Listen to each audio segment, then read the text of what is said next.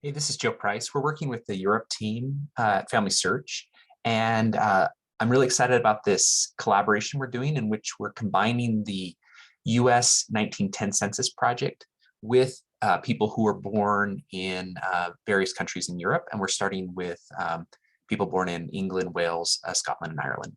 So you can access these by in the hint thing, typing rock hints as a place. And notice here we have these four groups set up: Ireland, US 1910, Scotland, US 1910, Wales, and England. And so I'm going to click on Scotland and then hit search.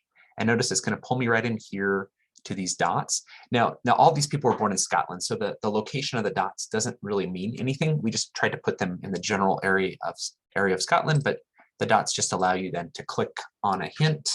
And then notice that now I'm in SourceLinker, and I have to make a decision about whether this is a match or not. Now keep in mind that some of these are actually quite challenging. And actually, let me see. Oh yeah, okay. So I was trying to figure out how this one ended up in the set. You can see that Annie was born in Scotland, but her husband, Julian E. Adams, was born in Massachusetts. And so you have to make a decision about whether this is a match or not. So this is a tougher one. It's not like a slam dunk. But I feel much more comfortable because you have Julian E with a middle name, you have Annie, and you have Joyce being born kind of slightly after the marriage and the same county. And so then you would just attach the hint.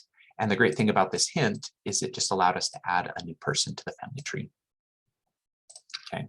And so this is kind of how, just for those of you that have used the map app before, then you can just close this.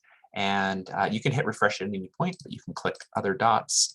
And then probably my preferred way of doing it is maybe opening up a few dots at a time and then kind of working my way backwards.